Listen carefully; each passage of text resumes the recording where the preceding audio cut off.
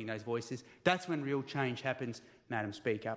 And I want to make the point tonight, I think it's really important that local decision-making means supporting families. I want to just pick up, the member for Port Darwin had in The Australian recently a puff piece about Aboriginal kids. I wasn't sure if it was her trying to secure up her interstate support base for a leadership challenge or not. But I want to make the point clear. Aboriginal families love their kids more than anyone else.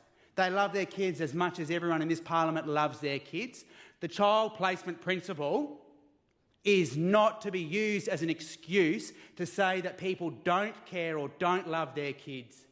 Do more to encourage kinship care.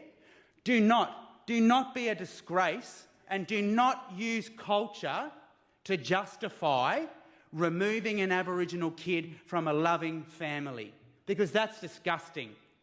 Do more to invest in kinship care so that our kids can be placed with their kin. There are so many people out there who are ready to take up that challenge. Let's work together to make sure that Aboriginal kids can stay with Aboriginal families so that they know who they are, they know who their family is, they know where they come from.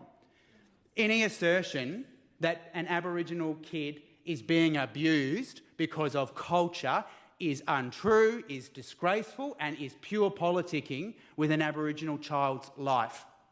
And if you have an issue with it, then actually get out on the ground and talk with Aboriginal families and make sure you understand. But Aboriginal culture should never be used as an excuse, because I'll tell you right now, there are aspects of our culture that you may see as brutal.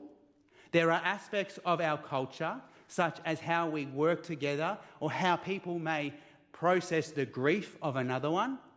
But there is not a single aspect of our culture that absolutely says that domestic violence is part of Aboriginal culture, because it's not. Child abuse is nowhere part of Aboriginal culture. And the own failings of this, if you read the Australian article put forward by the member for Port Darwin, she's highlighting her own failures are in the Northern Territory Government Department. She says that in her own article. So do better. Reform that system. The child protection system across the country, Madam Speaker, is broken everywhere. There's not a single child protection system in this country that is working. So bring it all together. Bring the aunties, bring the nanas, the mums, the dads, the granddads, and work on that. The child placement principles are absolutely crucial to an Aboriginal child's safety and well-being, and they should absolutely be fundamental. I want to make the point before anyone jumps and interjects and says that I have said something.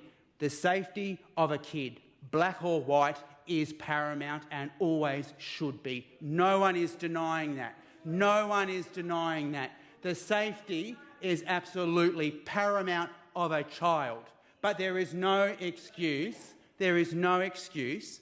There are so many loving Aboriginal families that I have met across the Northern Territory, whether I'm related through them through kin or not, that are ready to be kinship carers. They want to. And if they were asked, they would step up to the challenge and do it. The safety is paramount. And yes, when a child is removed, for whatever reason, I'm not going to disclose that, that is of nature, that is confidential, but when an Aboriginal child is removed, they have to come into the department, they have to go into the assessment, the intake team, but that's when they can be sourced and they can be found to go into a placement with an Aboriginal family so that they can maintain those practices. I also want to acknowledge that in some cases that can't happen. I acknowledge that. I'm not stupid.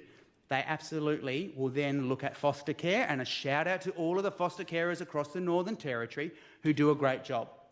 But I will finish, Madam Speaker, by saying I have travelled the Northern Territory far and wide. I have been to the most remote places of the Territory.